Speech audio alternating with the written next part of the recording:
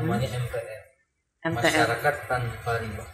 Itu wadah komunitas organisasi atau apa? Itu adalah komunitas isinya para pengusaha.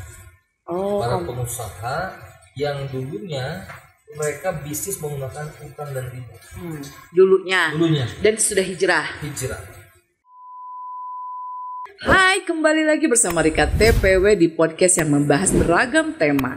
Kali ini saya sudah menghadirkan seorang siapakah dia? Langsung saja kita sapa beliau.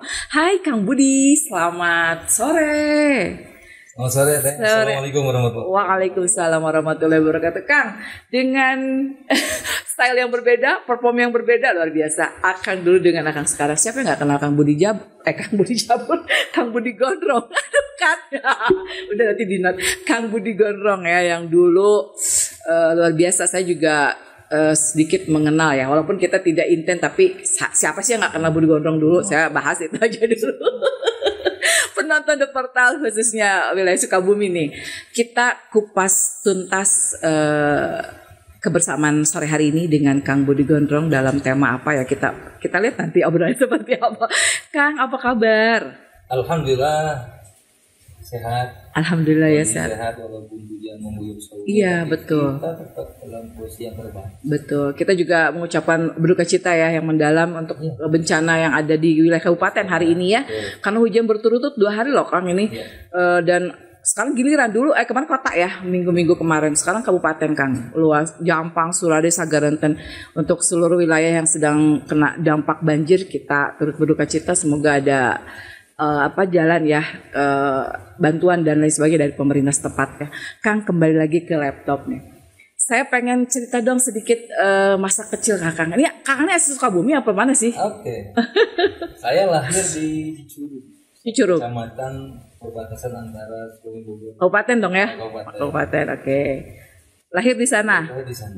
Tapi kemudian mengalami masa-masa pendidikan dasar itu di Bekasi. Nah, orang tua kan tentara ya. Oke, jadi pindah tugas ikut. Oke, sebagai follower dong. Ikut di lingkungan militer. Oke. Jadi kecil itu dalam didikan militer. Didikan militer, oke. Jadi akan pindah ke Bekasi dalam usia berapa tuh?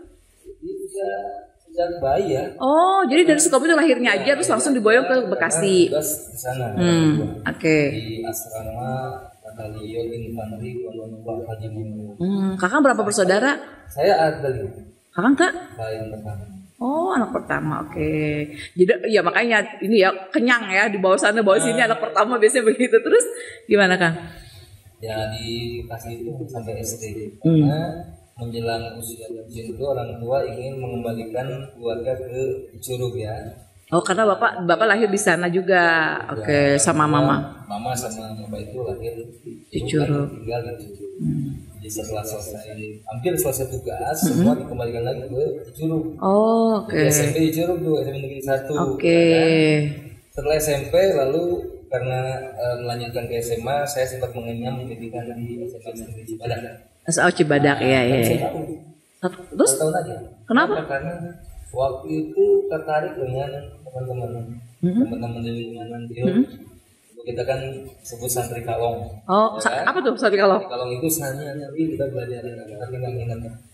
Oh, jadi hanya malam nggak mondok. Oke. Tapi ada pelajaran formilnya, ya, maksudnya? Jadi maksudnya itu kegiatan belajar di luar kegiatan belajar yang konvensional. Oh, yang umum. Waktu itu di SMA pada kelas 1 sejak SMP tuh, sejak SMP paginya kita di sekolah, sorenya di pondok pesantren, tapi pulang gitu. Oke, kegiatannya apa aja kalau gitu? Banyak hal ya. Kita tentu pertama belajar tentang cara agama, cara bagaimana membaca Quran yang baik, mengaji tentang hadis, itu yang dasar-dasar. Kemudian ada juga belajar lebih tinggi, kan? Benar. Nah, kemudian karena ketertarikan itu termasuk juga karena lingkungan, dorongan yang saya sebut agamis, sehingga dorongan untuk menimba ilmu lebih kuat lagi, guide saya untuk berpikir. Tebu Ireng, itu di usia berapa? Di SMA kelas 2. Jadi kelas 1 SMA itu kemudian saya hijrah pindah ke Jawa Barat. Oh, dan itu diizinkan oleh orang tua? Iya, karena memang walaupun orang tua itu didikan militer, cukup memberikan ruang buat kita berimprovisasi, memilih. Di demokrasi lah ya. Ya, memilih lebih tepatnya bukan demokrasi sih. Apa sih? Orang tua itu memiliki ruang untuk kita berpendapat, untuk kita mengambil pilihan asalkan dipertanggungjawabkan. Iya kan kebanyakan gini suka ada otoriter ya. Kalau kamu harus begini, begitu. Nah, kalau kakak enggak kan. Nah, oke. Jadi mulai kuliah juga sama tuh. Dan nggak ada campur orang tuh. Jadi kelas 2 ini akan hijrah ke Tebu Ireng. Tebu Ireng di mana? Jawa Timur. Itu kelas 2. Kakak punya bekal apa sepede itu jauh dari orang tua, istilahnya mau menimba ilmu itu, istilahnya udah bulat gitu. Gimana itu ceritanya kok bisa begitu? Ya pertama karena niat kuat itu ya, karena komitmen. Tapi bukan dari doktrinan siapa-siapa gitu. Oh enggak, keinginan sendiri. Setidaknya karena memang ada pengaruh lingkungan. Iya makanya. Kayaknya asik itu pesantren Jalu yang itu membentuk kepribadian itu. Kepribadian yang hari ini kita rasakan betul akan beda orang yang sudah pernah mengalami kegiatan tanpa didampingi orang tua, terus juga dengan orang yang jauh dari orang tua. Jauh dari orang tua, lebih mandiri ya. Bentuk karakter sendiri. Iya benar. Sehingga ketika kita sudah lama begitu, kuliah pun jauh dari orang tua, udah biasa. Udah. Di balik itu justru kita makin ada rasa kangen. Ya. Berat ingin berjumpa. Iya. Itu di Tebu Ireng berapa tahun tuh? 2 tahun. Sampai lulus SMA. Terus dari SMA terus alhamdulillah diterima di itu masih ini ya, masih tinggi nilai-nilai rupiah kita karena lingkungan pesantren pengen melanjutkan pada jenjang pendidikan yang sejalur. Oke. Makanya waktu itu pilihannya 2, di IAIN Sunan Kalijaga di Yogyakarta dan di IAIN Sunan dari Bandung. Alhamdulillah tes dua-duanya diterima. Dua-duanya diterima dan akan memilih Bandung. Kenapa? Karena dari berbagai aspek pertimbangannya lebih mudah komunikasi. Iya, dekat ya aksesnya lah ya, nggak terlalu jauh. Kenapa? Orang tua kan udah mulai sepuh kan, sejak usia itu kan berarti energinya berkurang. Iya. Dan kalau ada apa itu kita lebih cepat lah. Iya. Bisa nyampe gitu. Iya, maksudnya jadi jarak tempuh pun masih bisa di ini. Terus dari Tebu Ireng dari mana? IAIN. Ya. Lulus. Terus? Nah, alhamdulillah dulu itu ijazah sampai sekarang kayaknya belum pernah dipakai tuh teman-teman. Kenapa? Karena tadi kali ya, saya itu terbentuk karakter mandiri. Nggak tergantung sama orang. Nggak mengharapkan, kalau yang lain kan mungkin lomba-lomba dapat jadi. Iya. Oh jadi Akang nggak niat kuliah tuh gue nanti pengen ini nih ijazah. Enggak ya. Jadi mindset Akang lebih ke bagaimana caranya saya menjadi berusaha sendiri, mandiri gitu kan. Dan yang paling menjadikan satu yang bikin orang terkejut lah gitu ya. Ternyata kegiatan di kampus itu yang paling membawa dampak bagi kehidupan kita bukan kuliahnya. Kalau kuliah itu adalah memberikan maklumat, banyak memberikan maklumat terkait tentang kehidupan keagamaan. Tapi yang paling besar itu kontribusi adalah kegiatan aktivitas ekstrakurikuler kan. Apa ekstrakurikuler? Saya masuk kepada salah satu organisasi yaitu Pers mahasiswa. Oke, I see. Disitulah kemudian karena aktivitas dari semester 3 bergabung situ sehingga ditempa kan banyak wawasan tentang bagaimana seorang jurnalis dan seterusnya. Lulus tidak lama sudah lulus lalu bergabung dengan media langsung.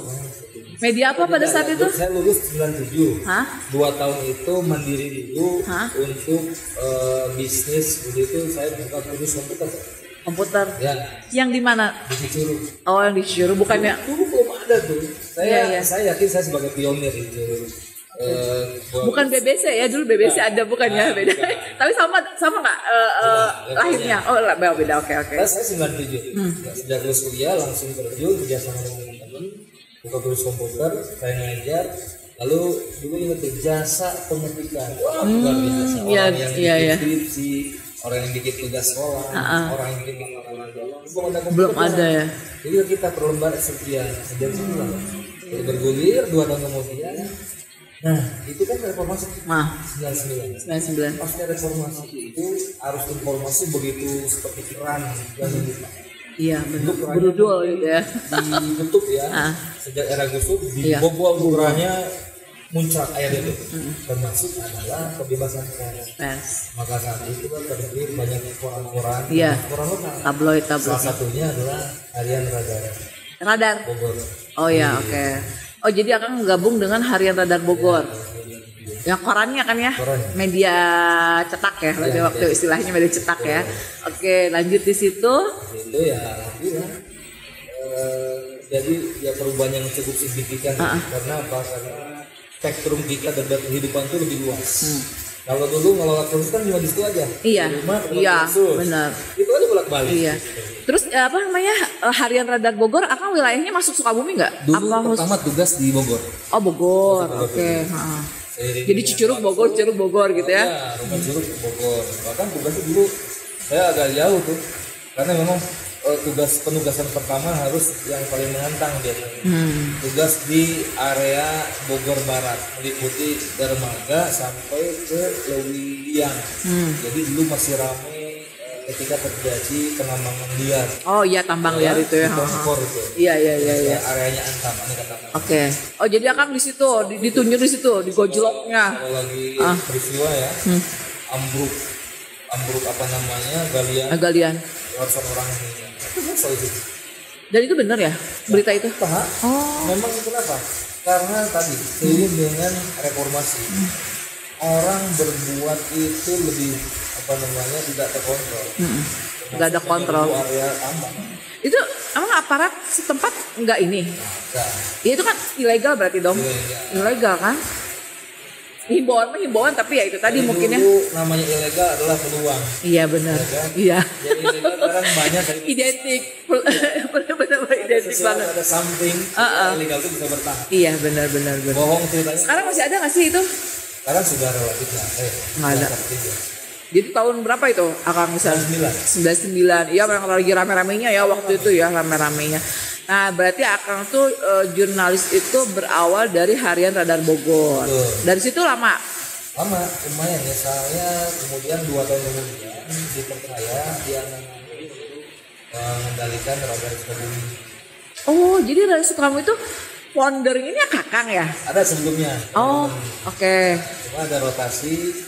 Ketika masih zaman Bapak Alas waktu itu, awal-awal 2001 lah,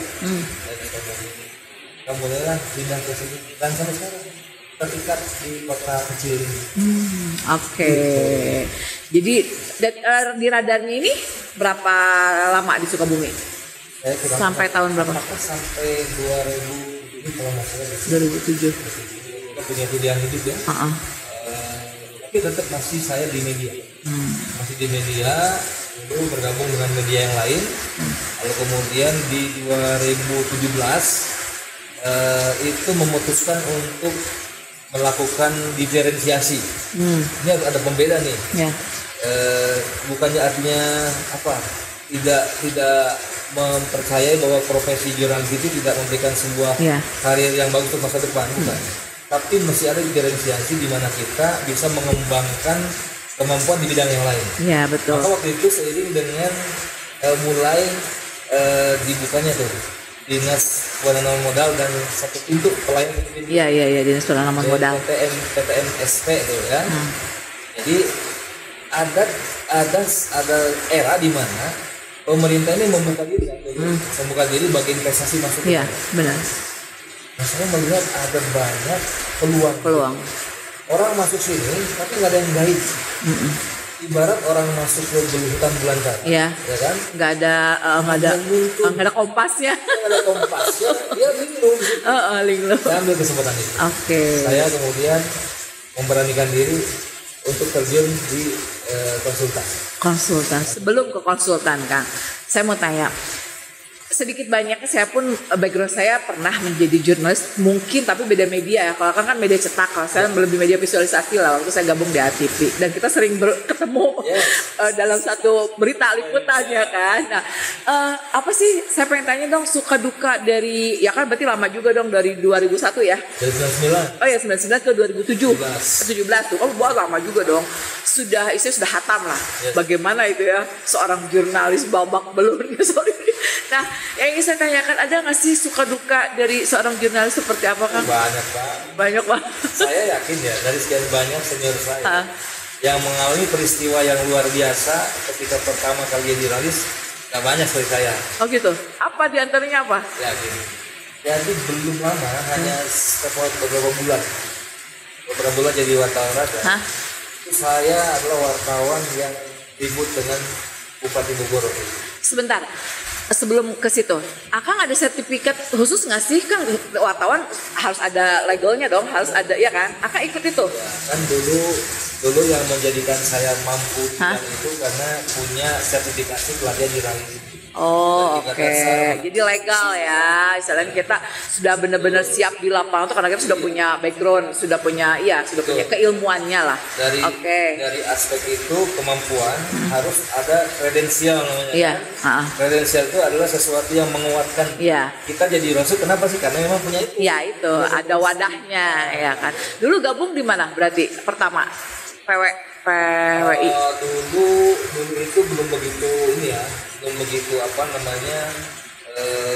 organisasi kewartawanan.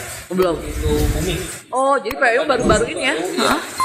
Banyak wartawan baru, kemudian mereka malah punya aktivitas yang lain. Maksud saya waktu itu tidak terlalu concern di bidang organisasi wartawan. Sebagai jurnalis saja tuh waktu itu. Jadi wartawan itu masuk bagian dari organisasi ya? Organisasi profesi.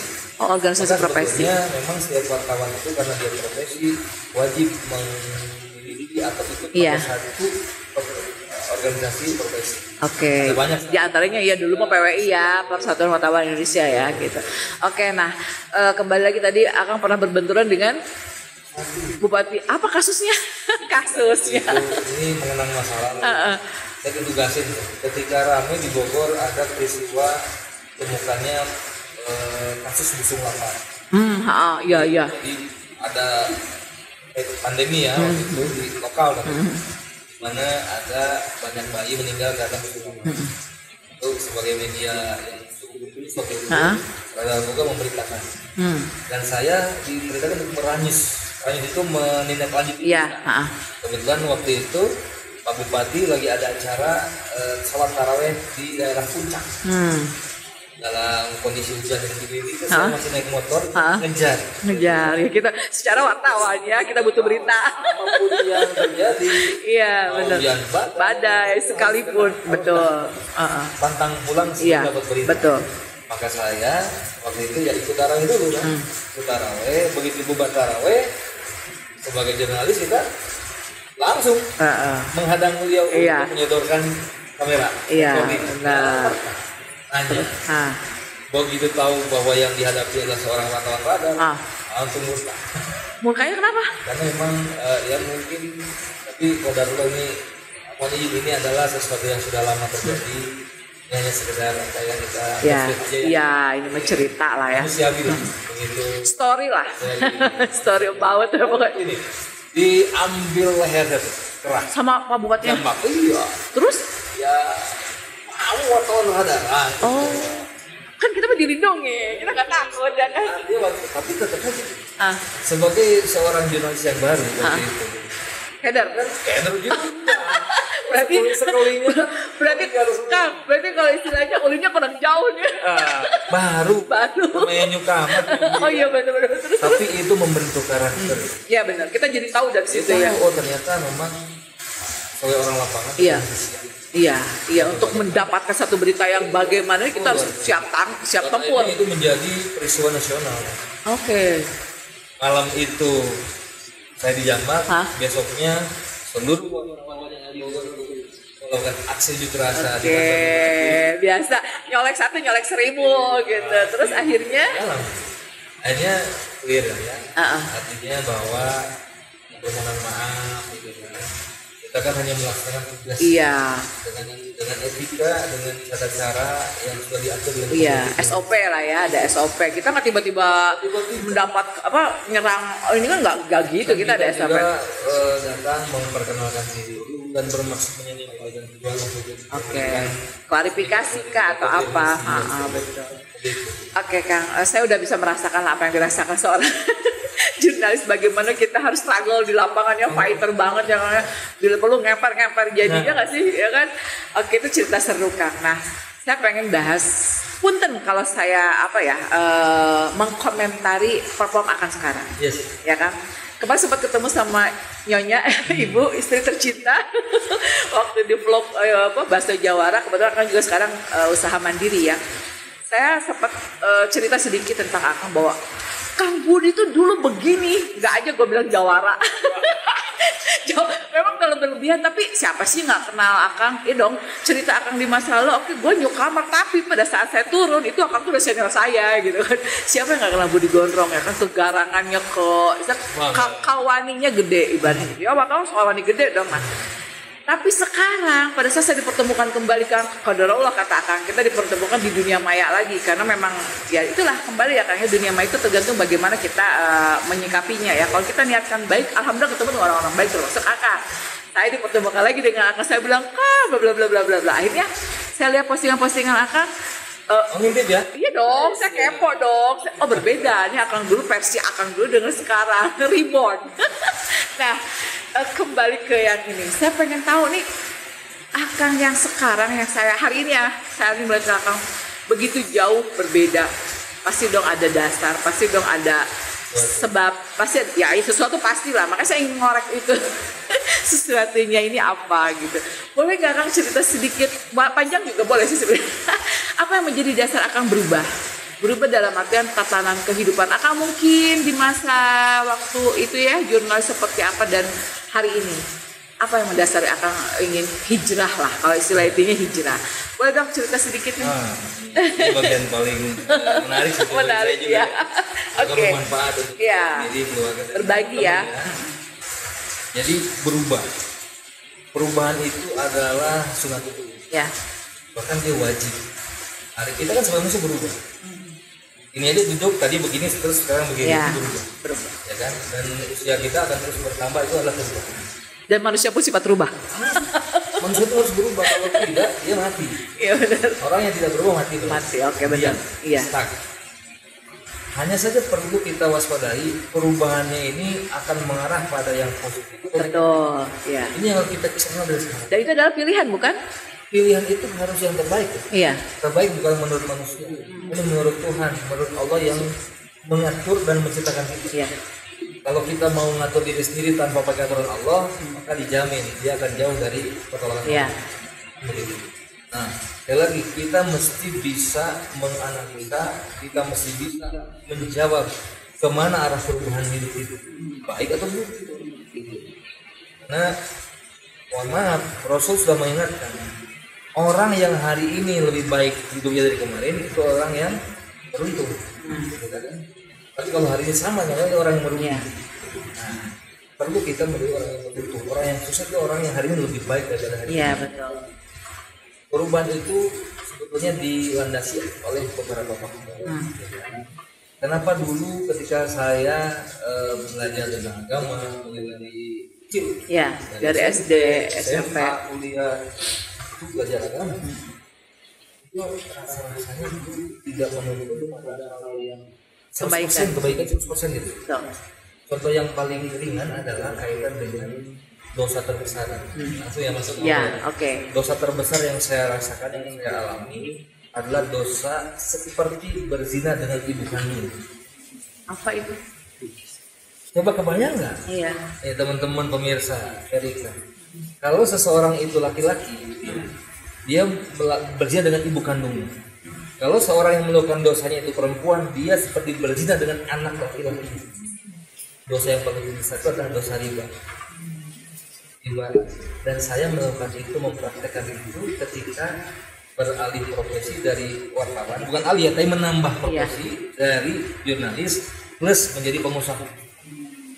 Maka dulu mindsetnya adalah kalau mau usaha, kalau mau bisnis, kalau mau buka cabang baru atau mau buka kantor, nggak mungkin nggak pakai utang.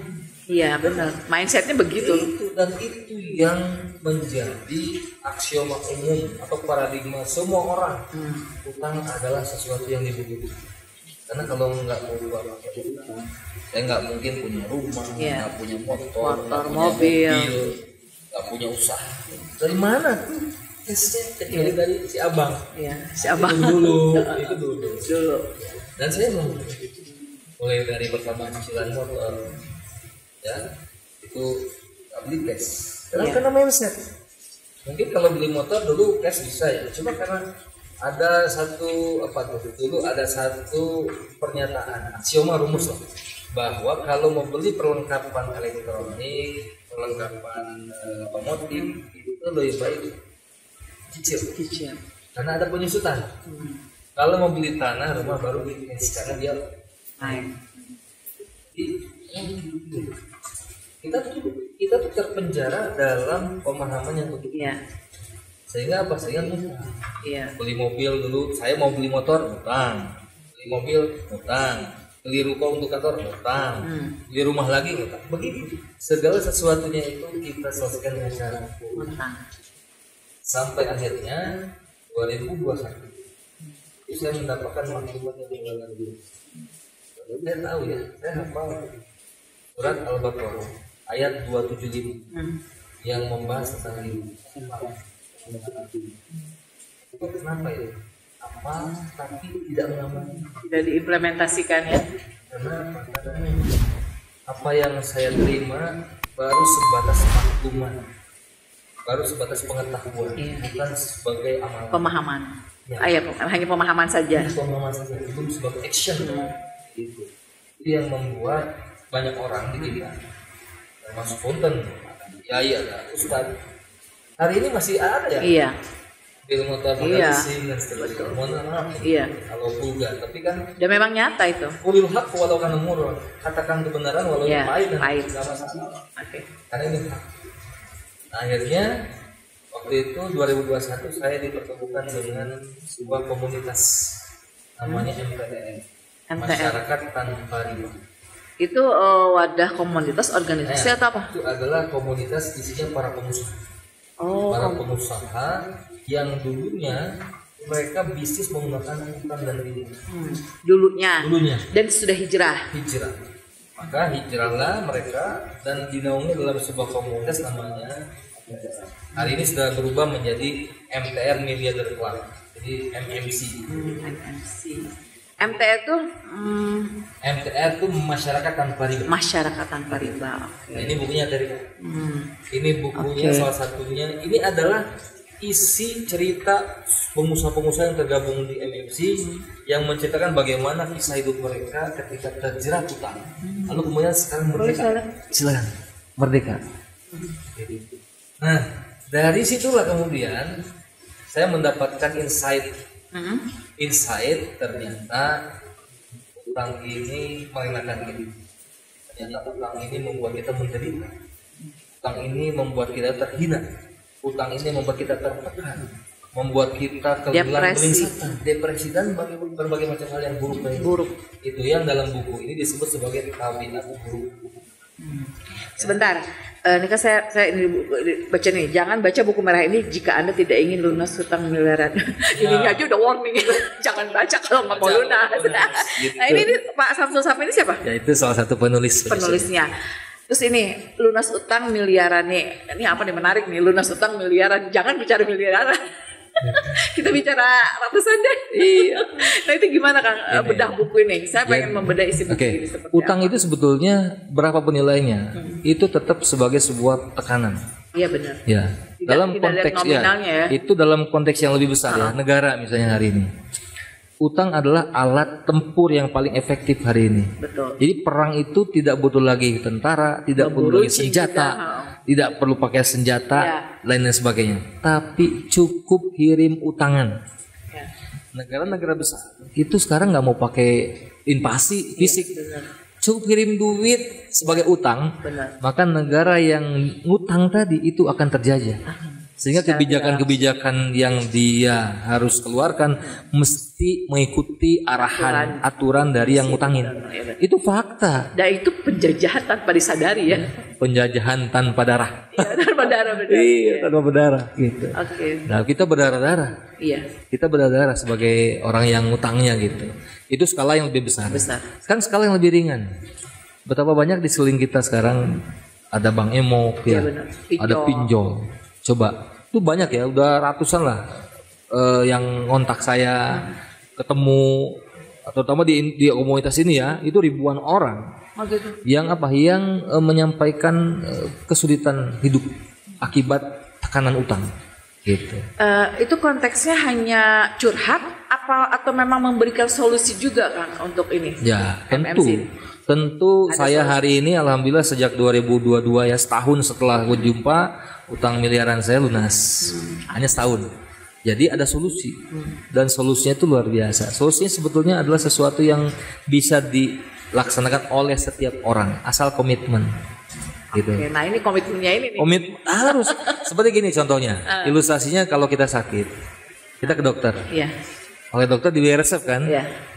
Ini makan obatnya sehari 3 kali. Satu. Iya.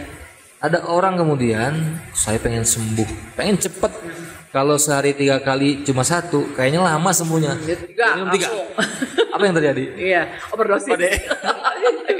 Jadi sebetulnya termasuk dalam bab utang, penyelesaian utang itu ada rumusnya, ada solusinya, tapi harus diikuti. Iya, dan tetap itu proses ya, harus ikuti proses dari proses itu. Nah, itu untuk prosesnya sendiri tingkat kesulitannya seperti apa? Kan kadang gini, orang yang sudah punten ya, kita mah nggak usah bicara inilah, kita bicara yang realita aja. Sekarang kan banyak ya kejadian-kejadian yang tadi akan sampaikan.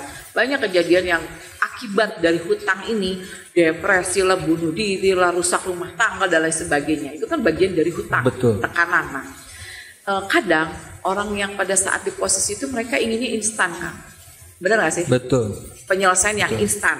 Gue butuh duit, gue pengen nutup utang ini. Nah, seperti itu. Ya. Nah, berarti berbenturan dong, bisa bertolak belakang dengan ini yang harus berproses. Yes. Ya kan? Nah, seperti apa coba? Oke, sekarang saya mau ilustrasikan. Pernah makan Indomie rebus? Ya. Mie rebus? Iya. Itu kan disebut apa? Mie instan ya? Iya, mie instan. Kira-kira ketika kita sebut instan langsung makan nggak tuh mie-nya?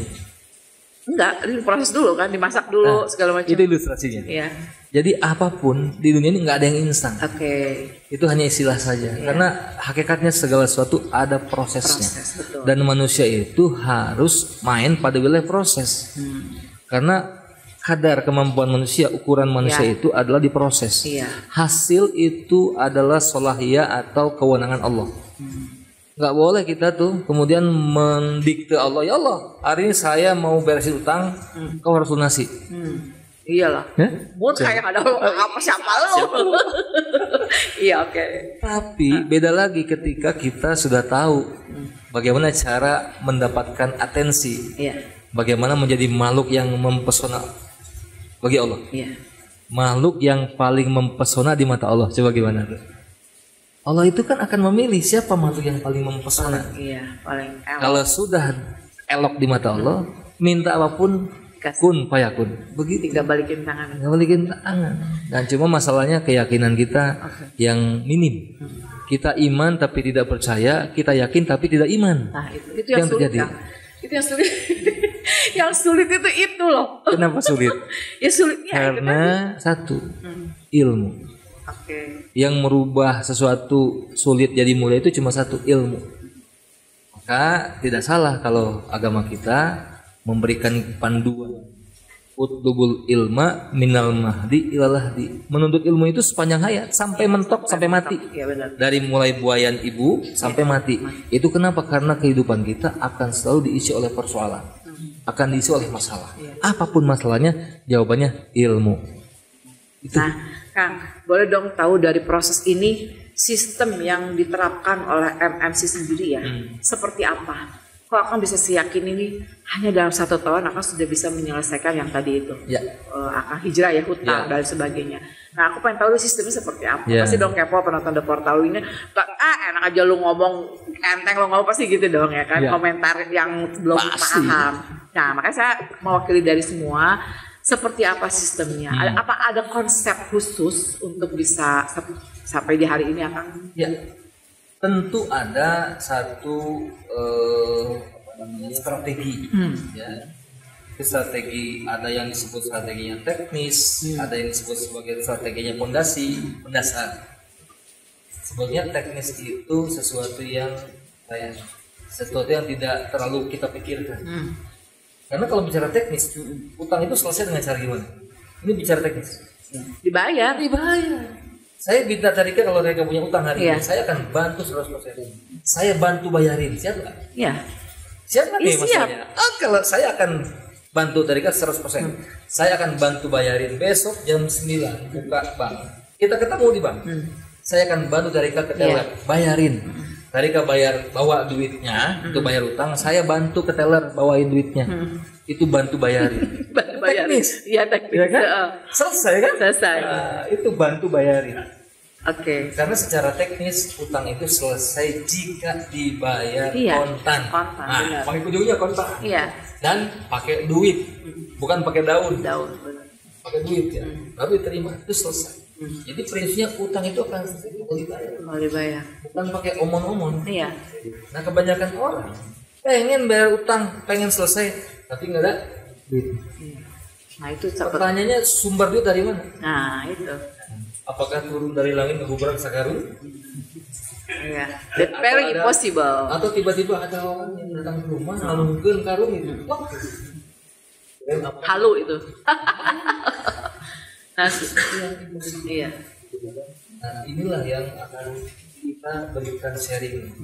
Dan alhamdulillah saya insya Allah ya hanya 2 pekan ini ya terhalang karena saya keluar. Setiap malam saya itu buka ruang curhat di Bakso Jalan. Saya tuh buka ruang. Saya ingin berbagi sebagai orang yang sudah lunas utang miliaran. Banyak saudara-saudara kita di luar sana yang juga berharap menginginkan tapi nggak tahu caranya. Iya benar. Saya share bayar kagak. Saya cuma-cuma. Saya senang, saya bahagia ketika ada temen, ada orang lain yang nggak kenal, terus kemudian dia datang. Ini baru kemarin ya, saya nggak sebut nama dari jauh, dari Sukabumi Selatan. Datang ke rumah, ke kedai janjian. Dia tersandra oleh pinjam. Jadi dia ceritanya gini, dia main-main, bukan main-main, dia mencoba karena lagi kesulitan untuk cari pinjaman lewat pinjol. Klik gitu. Dia klik aplikasi, tapi pada saat itu keterangannya dana tidak tersedia. Akhirnya dia menghapus tuh aplikasi itu, nggak jadi. Tiba-tiba beberapa hari kemudian ada tagihan untuk pembayaran 9 hari. Kapan saya pinjam? Dia kan kaget ketika dihubungi. Sampai diancam mau disebarkan kejelekan. Bukti transfer nggak ada, bukti transfer biasanya kan suka ada. Nah kemudian diminta sama si yang nagih itu cek ini apa namanya rekening korannya, cek di print. Akhirnya biasanya ada uang masuk. Tanpa dia tahu. Oke, jadi mungkin pada saat proses itu dia udah matiin itu masuk. Oke, terus akhirnya karena dia besar. Gak gede, cuma sekitar 4,7. Tapi dia harus bayar itu per 9 hari itu kalau nggak salah nambahnya 2,5 juta. Wih, gile. 4,7 2 juta 1,5%. Gitu ya, terus? Nah akhirnya dia itu diancam oleh si penagih. Kalau tidak bayar maka akan saya share ke itu satu aplikasi. Semua, satu aplikasi. Satu dulu pertama. Lalu kemudian akhirnya dia kesulitan untuk berpikir rasional. Iya benar. Karena ditekan. Karena tekanan. Apalagi dikirim foto, ada foto anaknya di situ, bareng-bareng gitu kan. Karena ternyata itu tadi teknologi. Ketika kita sudah klik, semua isi HP itu kan sedot mungkin ya. Saya nggak tahu aplikasinya bekerja seperti apa. Tapi faktanya begini. Karena kayak ilegal ya kayaknya. Jadi dia kemudian si penagih ini ngirim foto dia dengan keluarga. Ini akan di-share. Ancam. Yang membuat dia tidak tenang adalah kalau suami mungkin suami nih dia kuat tapi sebelahnya hanya dibayar. Dia dibayar. Oke. Bunga kan itu bunga dong, bukan itunya ya. Iya dari 4,2 cicilannya, istilah cicilan lah mereka ya. Bayar cicilannya. Enggak, dia lunasi. Dia nggak mau ribet lanjut. Tapi begitu lunasi tanpa pengetahuan dia dikirim lagi. Oh, sama si pinjolnya tuh. Iya. Lewat aplikasi yang lain. Oke. Masih. Tapi kan kalau nggak diklik biasanya nggak akan ini loh, Kak. Ini yang terjadi. Dikirim lagi uang. Gitu. Dan ditagih lagi. Oh. Sehingga asumsi saya setelah mempelajari sekilas inilah modus. Modus di mana orang yang sudah takut marwahnya jatuh, dipermalukan, akhirnya dia menyerah bayar, itu jadi pintu masuk bagi si pinjol yang syaitonir rajim ini korban gue nih ya istilahnya. Bener. Terus apa dijadikan sebagai ATM. Yang terjadi. Maka apa saran saya adalah pertama, resiko terbesar manusia ketika kita berhubungan adalah dipermalukan. Harus terima konsekuensinya. Terus pilihannya cuma dua. Pertama, kita menyerah, mengalah, dan mengikuti keinginan si pinjol supaya gitu. Karena ketika dia transfer nanti dikirim lagi. Iya benar. Dan ditagih lagi. Terus bakal seperti itu. Mau seperti ini. Atau kedua, lawan. Lawan karena kita tidak merasa memiliki. Ini mau merasa. Nah, langkahnya adalah lawan lalu dikirim dalam tulis. Udah itu dilakukan dan selesai. Saya belum tahu kabar karena baru kemarin ya, pas mau nyoblos. Nah kayak gitu kan. Jadi persoalan kaitan dengan hutang ini sangat sangat mengganggu kehidupan seorang. Nah, Kang, yang akan dapat bukan dari keilmuan mungkin ya, apa ya? Pengalaman. Bukan pengalaman. Saat bergabung dengan MMC ini ya. Apa yang akan dapat dari situ gitu loh, sampai akan bisa bicara secara ini, saya ini testingnya saya bisa melunasi hutang saya yang MM-an, saya tadi akan bilang kan. Nah, apa sih yang akan dapat dari MMC ini gitu? Ilmu apa atau apa yang bisa meyakinkan akan bahwa ini jalannya gitu? Ilmu itu kan pengetahuan. Ada pengetahuan yang hanya menjadi hiasan di kepala kita. Jadi perpustakaan, jadi library, jadi bikin folder di sini. Ilmu ini, ilmu itu tapi nggak dipraktikkan. Iya benar. Itu nggak ilmu yang kebanyakan orang punya. Karena nggak ada belajar orang lain. Orangnya pintar, bisa dianggap pintar, tapi dia bodoh. Iya benar. Tapi dia tuh zalim. Dia apatis, dia cuek terhadap kehidupan sekitar. Ada yang miskin, ada yang susah. Itu karena apa? Karena ilmu hanya sekedar jadi hiasan di kepala dia. Dia mungkin lulusnya cum laude, tapi dari sisi kehidupan kemasyarakatan sosial, jadi pastikan nggak ada ada empati, nggak ada. Nah di MMC ini ilmunya ilmu yang mentajasud, mendarah daging dan proven, terbukti karena diamalkan. Karena ilmu itu sedaging apapun dia akan jadi bangkai ketika tidak duduk. Orang mau kuliah di mana, mau kursus di mana, mau pelatihan di mana tentang keilmuan, tentang bisnis, kalau dia tidak praktekkan, maka ilmu yang kita terima di MMC itu kita praktekkan dan hasilnya 100%. Saya jamin 100% orang yang mempraktekkan ilmu tentang lunas utang beres utang. Kalau saya sih masih jawaban Akang masih abu-abu kalau buat saya ya. Kalau di mata karena kan belum dibahas secara itu. Kenapa saya bilang abu-abu? Karena saya ingin mendapatkan jawaban yang lebih spesifik lagi ya. Contoh misalnya gini, Kang, saya pengen ini nih yang tadi Akang bilang kan, udah ini aja. Nah, jadi apakah seperti itu solusi yang diberikan oleh MMC atau memang lebih kepada ya tadi keilmuan, hanya keilmuan. Tapi kan hanya ilmu aja kalau tidak dengan actionnya ya, maaf ya. Apakah ada penyelesaian? Saya mau jelasin ya. Oke. Ada hasil. Hasil itu sebagai produk dari apa? Hasil adalah produk dari action. Ya kan? Action itu dari mana? Dari belief, dari keyakinan. Belief dari mana? Dari pemahaman, dari dari pengetahuan. Kalau kita mau menjadi seseorang yang dibentuk Islam, maka apa yang mesti dirubah? Tindakannya kan? Mindset. Tindakannya action dulu, action. Take action untuk lunas utang apa? Pertama, tidak ngutang lagi, tidak gali lubang tutup lubang, tidak lagi mengandalkan pada utangan-utangan yang lain untuk menutupi utang yang ini dan seterusnya. Jadi itu adalah take actionnya. Tapi take actionnya tidak akan terjadi kalau tanpa adanya maklumat atau pemahaman. Bagaimana pemahaman kita tentang utang? Nah, pemahaman terbentuk dari pengetahuan. Ini pengetahuan atau pemahaman, lalu ada keyakinan. Iya, Tinggalan terusan. Pengetahuan atau pemahaman, tahu namanya, menjadi belief, keyakinan. Kita meyakini bahwa pengetahuan ini benar. Yakini, lalu kemudian karena keyakinannya kita kemudian mengamalkan, mengaplikasikan actionnya. Contohnya salah satu adalah sholat. Kita tahu bahwa sholat itu secara pengetahuan adalah kewajiban, dan sholat adalah wajib bagi seluruh Islam. Maka dengan pengetahuan tadi, apakah sekedar diri pengetahuan dan menjadi keyakinan? Kalau kita nggak yakin bahwa sholat itu bukan kewajiban, nggak akan sholat orang. Tapi begitu kita yakin bahwa pengetahuan, pemahaman tentang sholat adalah sebuah keyakinan, maka keyakinan ini akan melahirkan action, sikap. Karena gue yakin sholat itu wajib, saya sholat. Maka kemudian apa result, hasil dari sholat?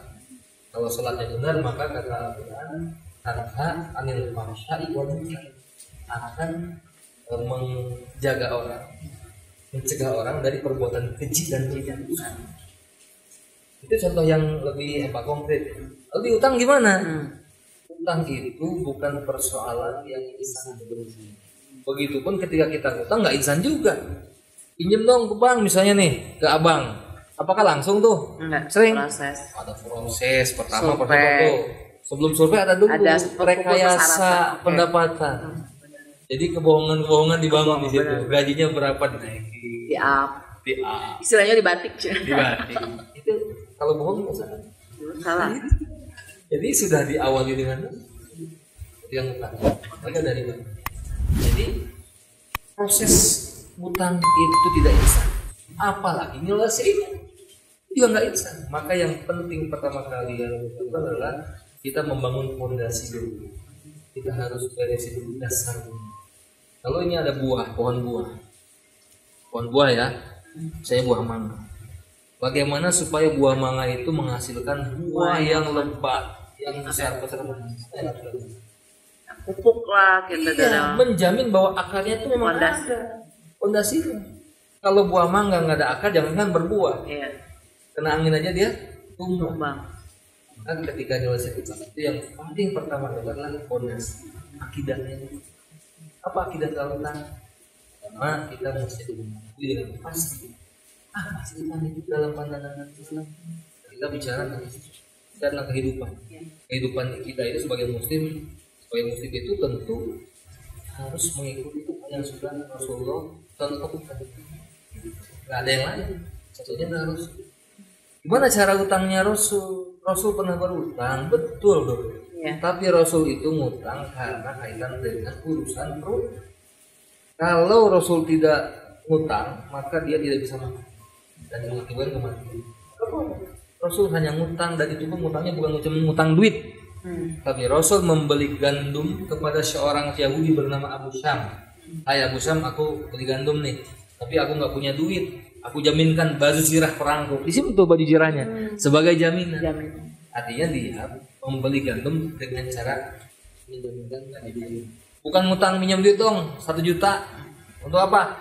Besok mau jalan-jalan, liburan dan seterusnya. Jadi kalau mau kita jujur, orang muslim ngutang tidak mengikuti cara muslim. Itu cuma nafsu. Iya, kalau kita ngomong kalau makan itu adalah kebutuhan. Tapi makan juga bisa jadi keinginan, jangan salah. Makan dengan apa, makan dengan siapa, makan di mana, itu keinginan. Tapi makannya saja itu kebutuhan. Bisa bedain ya? Bisa. Kang, dari MMC ini ada nggak sih, biasanya kalau namanya komunitas atau organisasi atau wadah apapun itu ada program.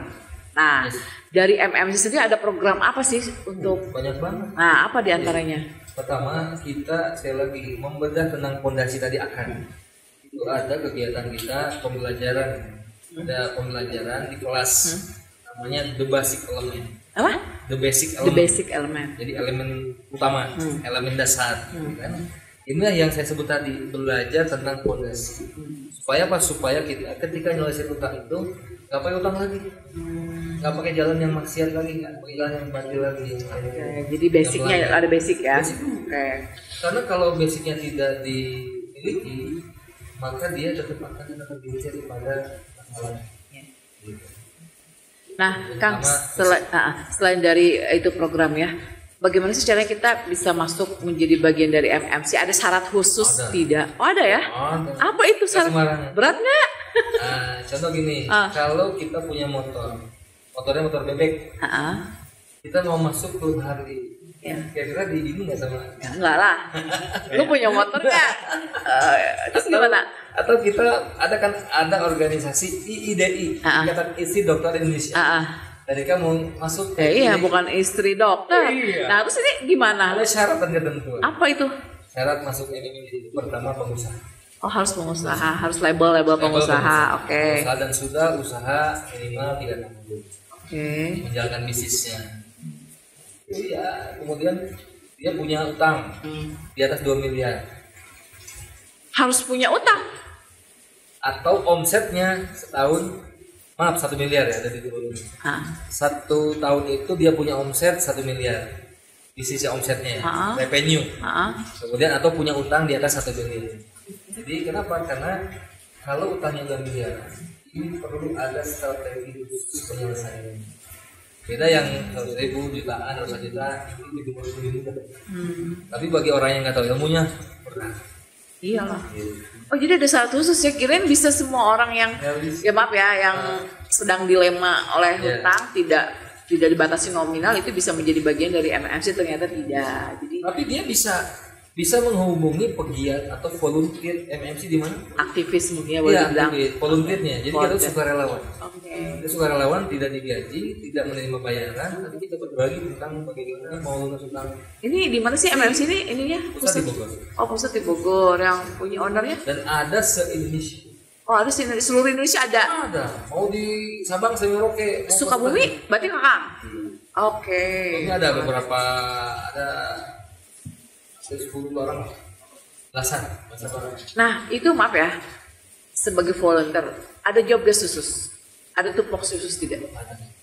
Yang diemban oleh wadah apa dari wadah Kang? Apa seperti apa? Yang paling mengikat itu harus perilaku berakhlak berhadi. Dan kita terikat oleh namanya SOP.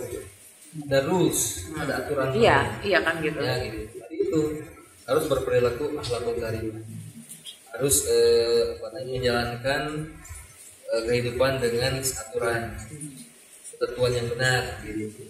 Dan kalau akan yang tadi agenda saya ini setiap ahad, nah itu kan malam ahad. Ya, malam ahad itu apa namanya? Curhat utang miliaran.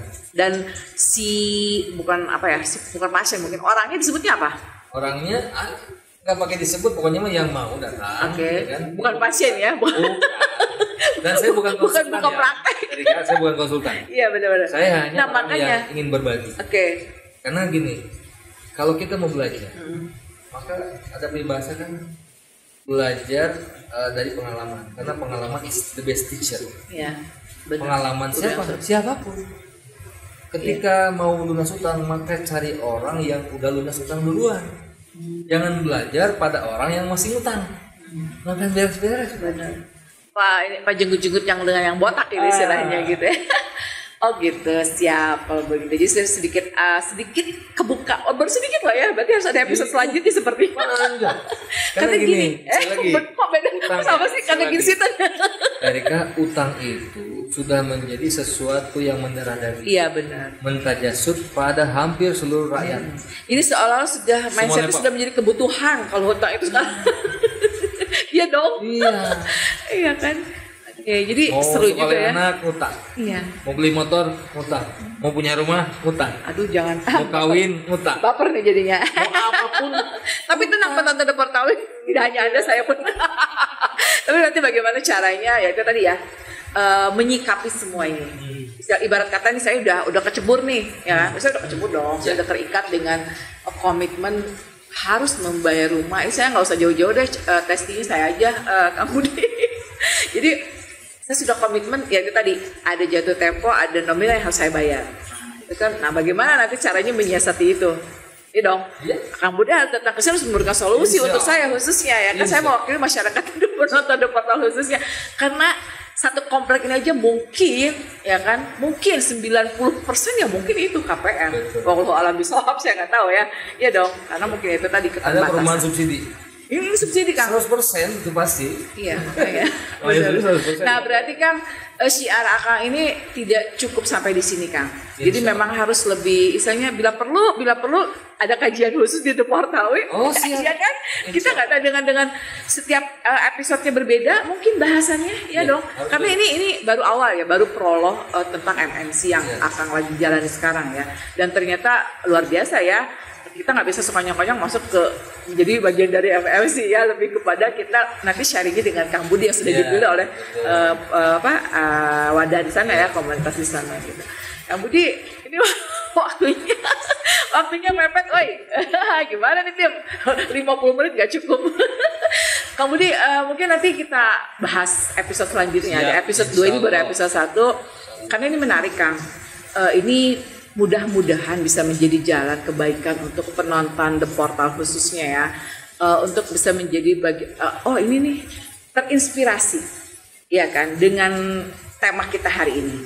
Akhirnya berbondong-bondong nanti ya, siap-siap Kang Budi nanti di kedainya banyak teh Rika itu di mana, nanti saya akan langsung referensikan ke Akang seperti apanya ya Mangga, karena saya belum menguasai juga tentang buku ini. Tapi yang jelas saya tertarik dengan lunas utang miliaran aja, ini udah menjadi bagian dari branding ya istilahnya seperti apa. Oke Kang Budi, terima kasih untuk tema hari ini, menarik buat saya, menarik dan luar biasa. Semoga ada kebaikan dari apa yang sudah dijalankan Kang Budi, sukses terus. Tapi nggak utang-utang lagi nih ya. Sudah hijrah ya. Kenapa? Kuat terakhir nanti. Oke loh, pasti ya langsung. Silakan aja sekarang. Ayo kuat. Saya ingin ingatin gitu. Oke. Utang kan sudah menjadi bagian hidup kita, maka jadi lifestyle. Orang yang punya duit juga utang karena iya lifestyle. Benar. Iya. Ada yang karena terpaksa, ada yang karena emang jadi bagian dari gaya hidup. Ya sorry itu saya Kang Budi soalnya motong nih. Pengusaha sekelas ya maaf ya, kakap aja ya kan kasih abang. Kenapa? Mindsetnya. karena mereka bikin gini muter duit di bank kayak gitu. Nah itu tuh gimana tuh? Ayo silakan. Kuatnya adalah utang itu akan membuat pintu surga tertutup. Ini bicara utang, murni utang. Kalau dia tidak selesai di dunia. Kalau utang itu ke bawah mati, nggak ada yang menyelesaikan sampai masuk ke alam akhirat, maka dia akan menutup rapat pintu surga selama-lamanya. Jadi penghalang ya? Penghalang maksudnya. Bagaimana dengan riba? Kalau riba itu akan membuka lebar pintu neraka selebar-lebarnya. Ya Allah. Ketika seseorang tuh meninggal dalam kondisi sedang meriba, maka pintu neraka sudah terbuka. Ini penting.